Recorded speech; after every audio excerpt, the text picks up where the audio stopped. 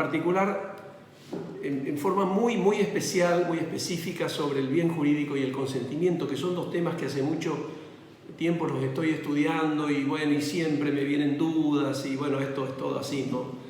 En mi opinión, estos dos temas son dos cuestiones muy controvertidas, obviamente sobre las que todavía quedan muchas dudas y preguntas para hacernos y que ha dado ciertamente respuestas disímiles en todos los círculos de opinión de la penalística contemporánea, y muchas veces esas opiniones han sido y siguen siéndolo muy irreconciliables, ¿no?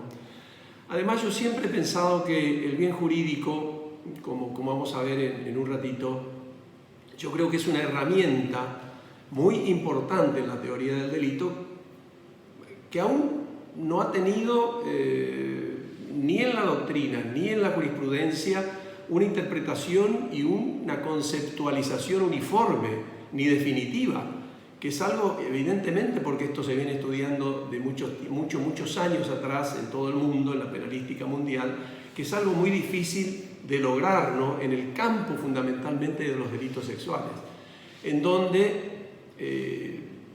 todo o casi todo es materia de discusión, ¿no?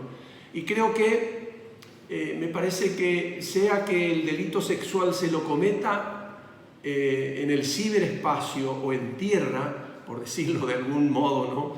Pareciera que poco o nada cambia en lo que se vincula con estas dos cuestiones, el bien jurídico y el consentimiento.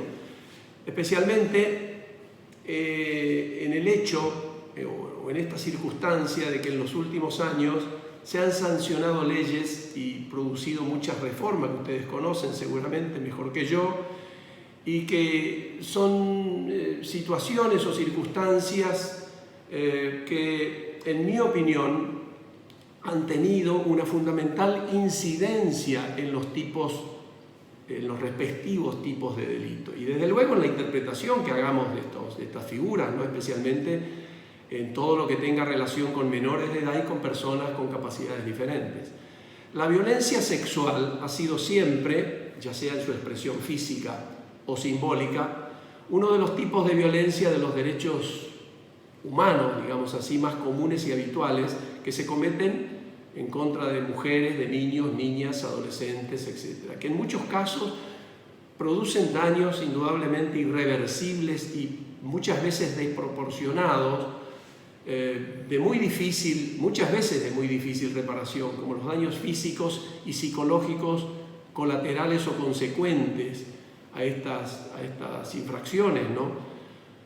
¿Por qué? Porque afectan digamos así, el libre desarrollo de la vida sexual de la persona y de su calidad de vida, consecuentemente. Lo que sucede, por ejemplo, uno de los ejemplos que puedo dar, la violencia sexual a través de medios tecnológicos, ¿no? El tráfico de pornografía infantil, la sextorsión o pornovenganza, y también en los casos de trata de personas con fines de explotación sexual, ¿no? Y muchas otras más que no vienen al caso mencionarlas aquí. Pero sí en otras oportunidades, en otras ocasiones, como el homicidio, por ejemplo, que son cuestiones que no tienen posibilidad de reparación, ¿no? Por lo menos desde el punto de vista físico o material. Antes o después de todo lo que yo pudiera decir sobre estos delitos en lo concerniente en forma específica al bien jurídico y al consentimiento, especialmente de menores de edad y de enajenados, podría suceder en aquellas conductas que necesitan de la vía digital para su perfección, como el sexting, por ejemplo, que nos preguntemos, por ejemplo, ¿por qué debía o debería ser delito? Bueno, por supuesto que esta es una pregunta sobre una hipótesis del lege ferenda, ¿no? Porque el sexting, en sentido estricto, en definitiva, no está previsto en nuestro Código Penal, ¿no? Entonces, ¿por qué debería ser delito, por ejemplo, difundir por las redes una imagen o un video sexualmente explícitos que han sido tomados con el acuerdo entre dos personas adultas? Vale decir, cuando se ha prestado el consentimiento para que se tomen esa imagen y ese video. Ahora, la pregunta abarca lo siguiente: no comprende ese consentimiento inicial que posibilitó una invasión, indudablemente, de la propia intimidad, no solo la toma de la imagen, sino también su difusión. ¿No queda comprendida la difusión? Implícitamente. ¿Cabría hablar en estos casos de un consentimiento implícito? Veremos cómo sigue esto, ¿no? Pero hagámonos otra pregunta, por ejemplo. ¿Qué sucede o qué sucedería cuando un sujeto busca por las redes cometer un delito sexual en perjuicio de un menor de edad y posteriormente ese menor le presta el consentimiento para mantener una relación sexual normal, digamos? Obviamente que aquí, en este caso, indudablemente, tendremos que observar, me parece a mí, el caso en particular, el caso concreto, especialmente que la edad del menor en lo que concierne a la validez del consentimiento, ¿no es cierto? En todo caso, si se consumara el delito sexual, digamos que habría perseguido como fin el autor, bueno, nos tendríamos que preguntar también si se tipificaría un solo delito o dos, es decir, un concurso real, ideal o aparente. Bueno, son todas cuestiones que se discuten actualmente en este escenario, ¿no? Pero con estos ejemplos, estos pocos ejemplos que les estoy dando, me parece que queda expuesta, por decirlo de algún modo, la importancia que tiene el consentimiento en estos delitos. Ahora, reflexionar sobre estas cuestiones, y tal vez, seguramente con otras muchas tantas más, implica, me parece, una tarea muy relevante, muy importante. ¿Por qué? Porque en la sociedad de nuestros días, en la sociedad actual, todo lo que involucra a un menor de edad reviste una naturaleza particularmente compleja.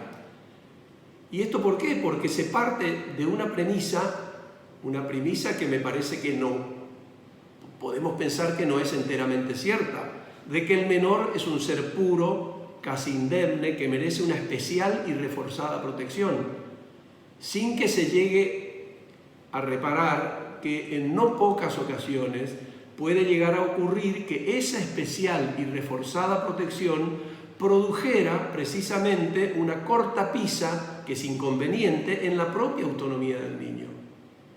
Ahora, también podemos decir, del mismo modo, que esta relación de los menores, fundamentalmente con las nuevas tecnologías, es paradojal, ¿no? Es paradojal, se me ocurre.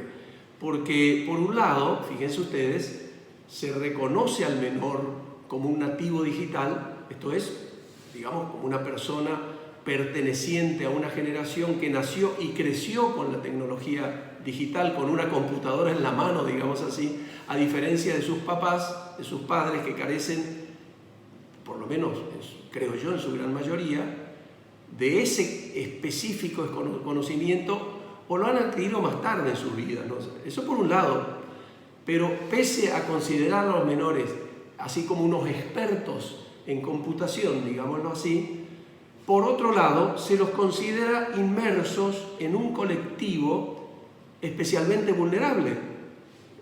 Entonces, que deben tener una protección particularmente intensa por parte de los poderes públicos, especialmente justamente en el uso de la tecnología digital, en la que son teóricamente expertos, o al menos muy conocedores en el manejo de la informática, de una computadora.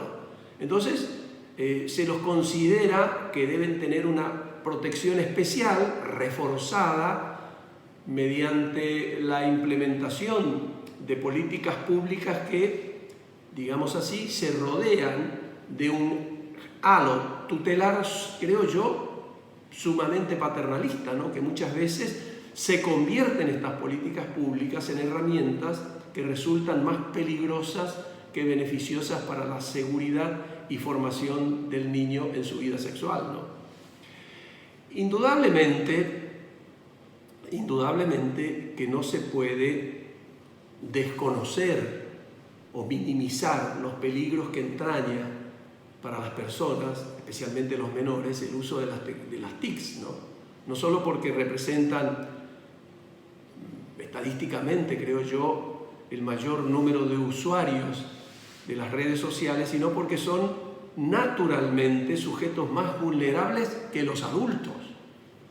Esta es una realidad que ha hecho que el legislador, digamos con mayor o menor acierto, haya pretendido otorgar una más reforzada y eficaz protección desde la reforma del Código Penal.